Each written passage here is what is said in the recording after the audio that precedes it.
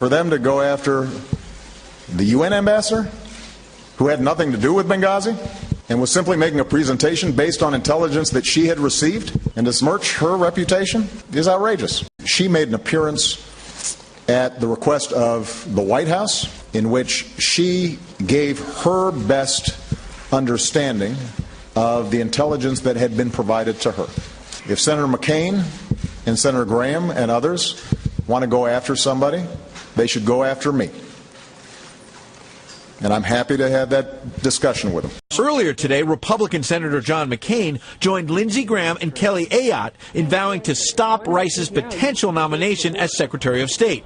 While the president would not speculate about his choice to replace outgoing Secretary Hillary Clinton, he reacted angrily to the Republican charges and dug in hard enough to suggest he may name Rice.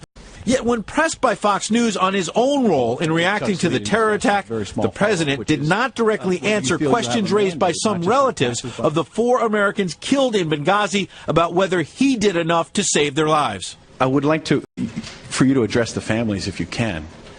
On 9/11, as Commander-in-Chief, did you issue any orders to try to protect their lives? Ed, I'll address the families not through the press. I'll address the families directly, as I already have, and we will provide all the information that is available about what happened on that day. On the question of whether he personally issued any orders that night, the president gave a general response about reaction from the State Department and other agencies. Their number one priority is obviously to protect American lives. That's what our job is.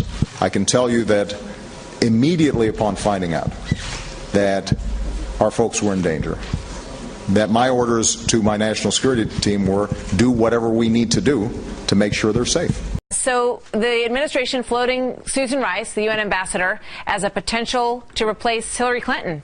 So given that, Alan, the White House, sort of floating this, we see this happen a lot. They kind of put some names out there and see what the reaction is. Do you think they'll change their mind? Not necessarily. I know that John Kerry really would like the job, and I think he'd be a great choice as well. But I disagree with this continual drumbeat from the right that there's some kind of cover-up that went on here. The initial report showed that it was about a video. And whether it's about a video or something else, the fact of the matter is the administration acknowledged right away it was a terrorist attack. Susan Rice went on television and said what she knew at the time. And I think this is a political ploy to try to once again go after the administration, as they try to do, to make this an election issue, which didn't succeed too well for Republicans. Well, I mean, there's tons of evidence that, that people did know that it was a terrorist attack within 24 hours. I don't necessarily want to relitigate all of the discussion that we've had about the timing on Benghazi, but I do want to talk about. Well, that's fine. I'm just saying that's not what, we know that, Alan, we know that Susan Rice's nomination will bring this issue up. And that's what we're, focusing on right now, because it will be relitigated if indeed it does come up. But, Pete, does the fact that they would put her name out there and suggest that they like her mean that they're not concerned about that? Well, I feel like you don't leak anything in Washington without having some concerns or wanting to float a trial balloon out there.